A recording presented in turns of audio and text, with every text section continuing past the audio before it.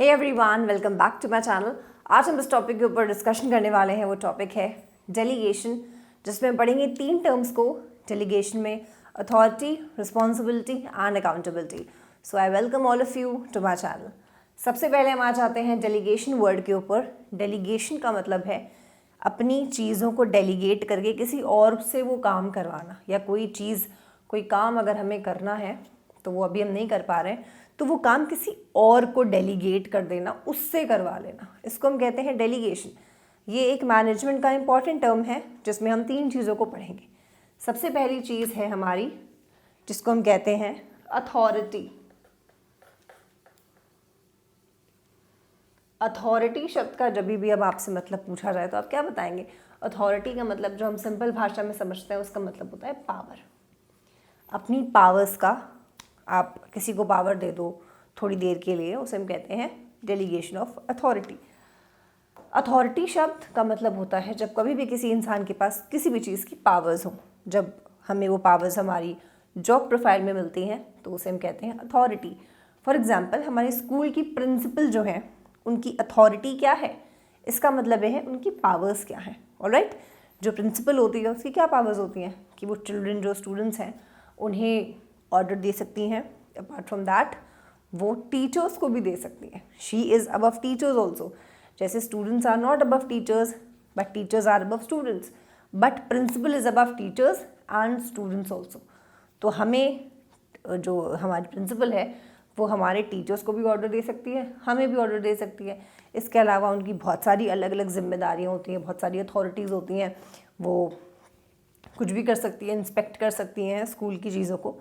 तो she has so many authority, जिसको हम कहेंगे she has so many powers. अब ये अथॉरिटी उन्हें कहाँ से मिली? दूसरी इंपॉर्टेंट चीज़ कि जो अथॉरिटी होती है वो हमें मिलती है हमारी जॉब से अटैच होती है।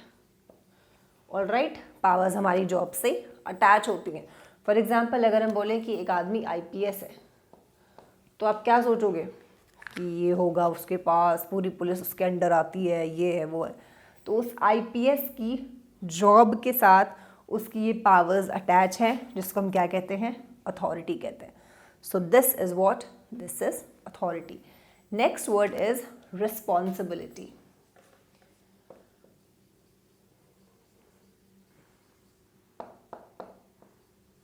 रिस्पॉन्सिबिलिटी शब्द का मतलब क्या है? रिस्पॉन्सिबिलिटी शब्द का मतलब है जिम्मेदारी।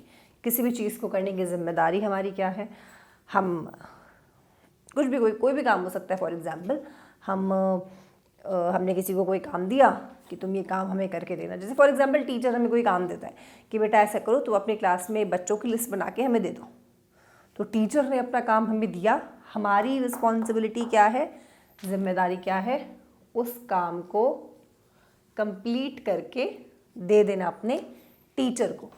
तो जब भी कभी हमें कोई काम मिले, उस काम को पूरी तरह से कंप्लीट करने की जिम्मेदारी होती है, उसे हम कहते हैं रिस्पॉन्सिबिलिटी।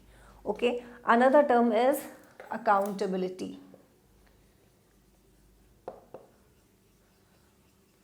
अकाउंटेबिलिटी शब्द का मतलब क्या है? इसका मतलब है आंसरेबिलिटी, उत्तरदायित्व इन हिंदी से। आंसरेबिलिटी मतलब हम उस चीज़ के लिए जवाबदेही देंगे अगर हम वो काम अचीव नहीं कर पाए तो। ओके, हमें अब पावर्स मिल चुकी हैं, समझ में आ गई हैं, रिस्पॉन्सिबिलिटी आपको समझ में आ गई, अकाउंटेबिलिटी आपको समझ में आ गई है। अब इन तीनों को हम समझेंगे विद एन एग्जाम्पल, तभी हमें समझ में आएगा कि इस पूरे का कॉन्सेप्ट क्या है। तो जल्दी से इसको समझ लेते हैं। सबसे पहले हम समझेंगे what is the concept of authority, और ये क्या है। अथॉरिटी शब्द से आपने अभी पढ़ा कि पावर्स मतलब है इसका। ओके, जब भी कभी अथॉरिटी ज़्यादा है और रिस्पॉन्सिबिलिटी कम है, इसका क्या मतलब है? इसका मतलब ये हुआ कि हमारे पास पावर्स हमें बहुत मिल गई हैं, बड़ी पावर है हमारे पास, हम ये भी कर सकते हैं, हम इसके घर भी जा सकते हैं, इसके घर रेड डाल सकते हैं, उसके घर रेड डाल सकते हैं, बहुत पावरफुल हम हैं। बट जिम्मेदारियां नहीं है आपके पास, आपसे कोई पूछने वाला नहीं है, आपको कोई सुपीरियर नहीं है जो आपसे पूछेगा कि तुमने यहाँ पर रेड क्यों डाली, तुमने ये काम क्यों किया। ऐसा नहीं करेगा। पावर ज़्यादा, जिम्मेदारी कम। जब कभी हमसे कोई पूछने वाला नहीं है, हमारी कोई जिम्मेदारी नहीं है, उस केस में हम अपनी इस पावर का या इस अथॉरिटी का क्या कर लेते हैं, मिस यूज़। हम क्या करेंगे, हम कर लेंगे miss use of authority, miss use of powers. तो क्या गोल अचीव हो पाएगा कंपनी का? आंसर इज नहीं हो पाएगा। दूसरी चीज़, अगर कभी भी आपकी जिम्मेदारियां बहुत हैं और पावर्स नहीं मिले आपको, आपसे बोला गया कि तुम्हें ये काम भी करना है, ये भी करके देना है, ये भी करके देना है, ये भी करके देना है, ठीक है, लेकिन आपको क्या नहीं दिया गया, पावर्स नहीं दिए गए इस काम को पूरा करने के लिए, तो क्या आपके गोल्स अचीव हो पाएंगे? आंसर इज नहीं, गोल्स अचीव नहीं हो सकते। ओके, फॉर एग्जाम्पल एक सेल्समैन है, सेल्समैन को बोला गया कि जब महीना ख़त्म हो, जब ये 30 दिन ख़त्म हो जाएं, तब तुम्हें इस कंपनी के 100 कूलर बिकवा देने हैं।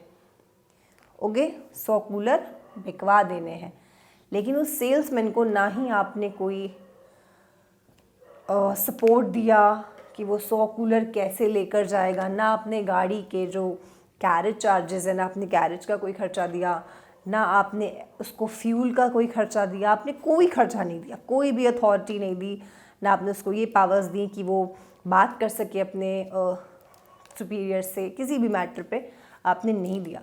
जब आपने उसको केवल जिम्मेदारी दी कि तुम्हें इस महीने के 30 दिन के ख़त्म होते ही 100 कूलर बेच देने हैं, तो ये आपकी अथॉरिटी में आएगा कि रिस्पॉन्सिबिलिटी में आएगा? रिस्पॉन्सिबिलिटी में आएगा। लेकिन जब रिस्पॉन्सिबिलिटी ज़्यादा दे दी गई, पावर्स नहीं दिए, तो क्या गोल अचीव हो पाएगा? आंसर इज नहीं हो सकता, गोल अचीव आपका नहीं हो सकता। तो गोल आपका फिर अचीव कैसे होगा? हम ऐसा क्या करें कि गोल अचीव हो जाए? तो आप करें ये कि आप कर दें बराबर अथॉरिटी को और रिस्पॉन्सिबिलिटी को। Okay, authority and responsibility always go hand in hand, because ये दोनों एक दूसरे के कॉम्प्लीमेंट्री हैं। हम कभी भी बिना इनफ अथॉरिटी की रिस्पॉन्सिबिलिटी पूरी नहीं कर सकते और कभी भी जिम्मेदारियां पूरी नहीं हो सकती जब तक हमारे पास पावर्स नहीं है। ऑल राइट, तो आपको आई थिंक ये रिलेशनशिप समझ में आ गया होगा। When authority is greater than responsibility, in that case misuse of powers take place. If responsibility is more than authority, in that case goals will not be achieved effectively. So the only solution is authority should always be equivalent to responsibility. अब आप इसको एक और example से समझ लीजिए, delegation of authority शब्द का मतलब, फिर हम इस वीडियो लेक्चर को ख़त्म करेंगे। फॉर एग्जाम्पल, ये एक इंसान है जो कि है सुपीरियर। ओके, एक कंपनी है, उस कंपनी में ये सुपीरियर है। अब इसके अंडर एक और आदमी काम करता है जो कि है उसका सबऑर्डिनेट। अब आप समझ गए होंगे कि जो सुपीरियर है उसकी पोजीशन सबऑर्डिनेट से एक नंबर ज़्यादा है, और जो सबऑर्डिनेट है इसका सुपीरियर जो है वो बॉस है या उससे हायरार्की में एक नंबर ऊपर है। अब इस इंसान को, फॉर एग्जांपल, ये है परचेज मैनेजर। कौन है ये? Purchase manager. फॉर एग्जांपल, इसको अभी किसी बड़ी अर्जेंट मीटिंग में जाना पड़ गया, ठीक, किसी बहुत ही अर्जेंट मीटिंग में जाना पड़ गया। जब कभी हमारा सुपीरियर किसी बड़ी अर्जेंट मीटिंग में गया है तो उसने क्या करा, कुछ परचेजिंग करनी थी, उसने अपना वो काम अपने इस सबऑर्डिनेट को दे दिया और बोल दिया कि भाई हम तो जा रहे हैं मीटिंग में, I can not cancel that meeting, कुछ परचेजिंग करनी है, तुम इस परचेजिंग को कर देना, आप जाकर वहाँ पर सप्लायर से मिलना, हम तुम्हें ये लिस्ट दे रहे हैं, उसे हमारा नाम बताना और बोल देना कि सर ने भेजा है, और तुम ये लो अकाउंट के कुछ कार्ड्स रख लो, कुछ पैसे रख लो और सारी चीज़ें ले लो और तुम जाओ, ये काम कर दो, ठीक है। इस केस में वो इंसान जिसने काम दिया वो था क्या? वो था परचेज मैनेजर। तो परचेजिंग करने का काम किसका होता है? हमेशा परचेज मैनेजर का। लेकिन उसने अपना वो काम दिया किसको? इसको, ठीक है, अपने जूनियर को। पर वो काम था किसका? वो था इसका। ओके, तो इसने वो काम इसको दिया, मतलब इसने क्या कर दिया? डेलीगेशन कर दिया किसका, पावर का, मतलब डेलीगेशन ऑफ अथॉरिटी। अपनी अथॉरिटी उसको दी, काम उसका था, चीज़ उसको लेनी थी, जिम्मेदारी उसकी है, बट उसने अपना वो काम किससे करवाया, इस इंसान से। ओके, और इसको हम क्या कहेंगे, डेलीगेशन ऑफ अथॉरिटी। अब इस काम को अच्छी तरीके से करके देना, जैसा हमारे सर ने बोला है वैसे ही करके देना, ये रिस्पॉन्सिबिलिटी है, ये जिम्मेदारी है, ये किसकी है, इस सबॉर्डिनेट की। तो अथॉरिटी अब देखिए हमेशा डाउनवर्ड फ्लो करती है। हमें अथॉरिटी कौन देगा, जो हमसे अबव है। हम अपने से नीचे वालों को अथॉरिटी दे सकते हैं, हमें ऊपर वाले अपना अथॉरिटी देता है। तो अथॉरिटी कैसे फ्लो हुई, ऊपर से नीचे आई। अब इसकी जिम्मेदारी है कि जैसे बोला था हमारे परचेज मैनेजर ने वैसे ही काम करके देना। तो जिम्मेदारी क्या हो गई, रिस्पॉन्सिबिलिटी। तो रिस्पॉन्सिबिलिटी किसके लिए है, इस सुपीरियर के लिए ये रिस्पॉन्सिबल है। अब आप देखिए सुपीरियर के लिए रिस्पॉन्सिबल है, तो responsibility flows from downward to upward. ठीक है, रिस्पॉन्सिबिलिटी नीचे से ऊपर जा रही है। आपको ये इन दोनों का रिलेशन समझ में आ गया होगा, I hope so. Authority comes downward and responsibility goes upward. अब क्या होता है, काम परचेजिंग का था, परचेज मैनेजर का। ओके, अगर कभी भी परचेजिंग में कोई गड़बड़ निकली तो पूछा किससे जाएगा, पूछा जाएगा इस इंसान से, क्योंकि यही तो है परचेज मैनेजर। आप समझ गए, इससे भी अबव, फॉर एग्जाम्पल इस सुपीरियर का भी एक सुपीरियर है, ठीक है, उसने पूछा उसके लिए तो ये जूनियर हो गया, उसने पूछा कि भाई तुमने परचेजिंग में करी थी, ये गड़बड़ निकली है। अगर कोई गलती होती है तो अकाउंटेबिलिटी किसकी होगी, अकाउंटेबिलिटी मतलब आंसरेबिलिटी होगी इस इंसान की, क्योंकि काम तो इसका था। समझ गए आप, काम इसका था, इसने करवाया इससे, इन दोनों की हो गई आपस में, अथॉरिटी नीचे आई, रिस्पॉन्सिबिलिटी ऊपर गई। लेकिन जब कभी भी ये फंसेगा, ऊपर वाला जो उसका सुपीरियर है, जब उससे कभी पूछेगा कि तुम ये काम किए थे कि नहीं किए थे, उस केस में इस इंसान के प्रति आंसरेबिलिटी होगी। ओके, तो these are the 3 things of delegation जो हमने अभी पढ़ी, जिसमें हमने पढ़ा डेलीगेशन में अथॉरिटी पढ़ा, रिस्पॉन्सिबिलिटी पढ़ा और अकाउंटेबिलिटी पढ़ा। आई होप इस एग्जाम्पल से आपको समझ में आ गया होगा। ये तीनों ही चीज़ें आपस में इंटरलिंक्ड हैं, इंटरकनेक्टेड हैं, और अथॉरिटी हमेशा हमें हमारे सुपीरियर से मिलती है, और हम हमेशा अपने सुपीरियर्स के उस काम के लिए रिस्पॉन्सिबल होते हैं। लेकिन हमारा जो सुपीरियर है वो अपनी प्रोफाइल के लिए, अपने ऊपर वाले के लिए हमेशा आंसरेबल होगा। एक और एग्जांपल यहाँ पर ले लेते हैं हम अपने स्कूल का। फॉर एग्जांपल हमारी प्रिंसिपल, हमारी एक तो प्रिंसिपल है, प्रिंसिपल से नीचे कौन आता है, प्रिंसिपल लिख ही लेते हैं, ऐसा करते हैं। प्रिंसिपल से नीचे कौन आता है, टीचर, टीचर से नीचे कौन आता है, स्टूडेंट। ओके, अब यहाँ पर प्रिंसिपल, टीचर, स्टूडेंट, एक काम था टीचर का, टीचर को अपने बच्चों की लिस्ट लिखवानी थी, कुछ बड़ा अर्जेंट सा काम था, अटेंडेंस रजिस्टर में फॉर एग्जांपल नाम लिखने थे। अब अटेंडेंस रजिस्टर मुझे बताइए किसका काम होता है, होता तो वो टीचर का है, बट वो टीचर बिकॉज कहीं बिजी था, तो इसलिए उसने वो काम किससे करवा लिया, अपने क्लास के एक बच्चे से। समझ में आ गया आपको, रजिस्टर में लिखने की पावर किसकी है, टीचर की अथॉरिटी है, लेकिन वो अथॉरिटी उसने अभी किसको दे दी है, बच्चे को, कि लो मेरा रजिस्टर तुम लिख दो। टीचर ने कहा तुम लिख दो, तो बच्चा टीचर के प्रति क्या हो गया, रिस्पॉन्सिबल।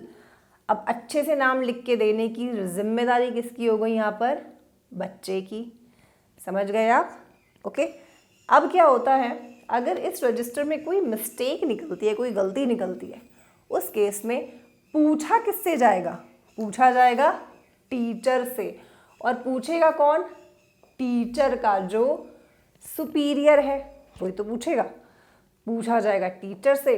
तो टीचर विल बी आंसरेबल, मतलब teacher will be accountable, teacher की इसकी पूरी अकाउंटेबिलिटी बनेगी अगर कभी भी कुछ गड़बड़ होती है या कुछ अच्छा होता है तो।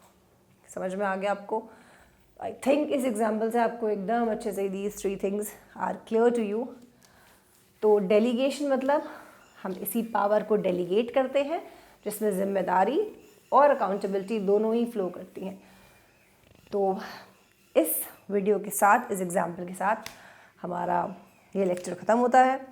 तो this was the first time जब हम लाइव आकर वीडियो बना रहे हैं। First of all thank you all so much for your immense love and support, और आपके इस इमेंस लव और सपोर्ट की वजह से ही हम आज यहाँ तक पहुँचे हैं। दो जो हमारे पुराने सब्सक्राइबर्स हैं वो जानते होंगे कि वीडियोस अभी तक पुराने मेथड से बनते थे, पीपीटी और पावर पॉइंट प्रेजेंटेशंस के थ्रू, बट अभी हम थोड़ा सा ग्रो कर रहे हैं और चाह रहे हैं कि हम अपने चैनल को और वाइड करें। तो और हम ये एक और चीज़ हम ये कर इसलिए रहे हैं क्योंकि हमें बड़ी कीमती सजेशंस मिले थे, हमें बड़े सारे सब्सक्राइबर्स ने अपने सजेशंस दिए थे, एंड दो suggestions are really really valuable to me. और मैंने बहुत ज़्यादा उस पर गहन अध्ययन करा और फिर हमने सोचा कि नहीं, अब बस अब लेकर आएंगे लाइव क्लासेस, जैसे बच्चे चाह रहे हैं वैसे ही करेंगे। तो thank you everyone for your love and support, हमेशा सपोर्ट करने के लिए, हमेशा कमेंट बॉक्स यूज़ करने के लिए। Your queries, your suggestions, your comments have always boost my morale, हमेशा मोराल बूस्ट करते हैं। एंड वन मोर थिंग, आप चैनल के साथ ऐसे ही बने रहिए। Thank you so much for love and support once again. Keep learning, give it a like, share and thumbs up अगर आपको समझ में आया हो तो। And thank you all for boosting our morale, हमें हमेशा नेक्स्ट लेवल के लिए आप प्रोत्साहन देते हैं और मुझे बहुत खुशी होती है ये देखकर कि आपको चीज़ें समझ में आ रही हैं। हम जैसे जैसे चीज़ें करते हैं, आप हमेशा हर उस सिचुएशन में हमारे साथ रहे हैं। चाहे मैंने कॉपी में, जब मैं इनिशियल लेवल पर जब मैं पढ़ाती थी तो कॉपी में मैं पढ़ाती थी, कॉपी से लिख कर, एंड फ़ोन मेरे हाथ में होता था क्योंकि हम उतने ज़्यादा मॉडर्न टेक्निक्स नहीं थी हमारे पास तब, ना ट्राईपॉड्स थे, ना अच्छे कैमरास थे, ना कुछ नहीं था, केवल एक आईफोन था। तो उस टाइम पर भी हमारे सब्सक्राइबर्स ने हमारा साथ नहीं छोड़ा और उन्होंने उस वीडियो में भी, अगर आप चैनल विजिट करके लास्ट वीडियो तक जाएंगे तब आप देखेंगे कि कैमरा हिल रहा होता था, but still comment box was flowing with beautiful comments और अप्रिसिएशन से बिल्कुल भरा रहता था। तो वहाँ से जो आपने हमें हमारा साथ देना शुरू किया ना, आज हम यहाँ तक पहुँचे जो हम सामने आकर ऐसे पढ़ा रहे हैं। Thank you all once again, stay with the channel like this only. God bless you all.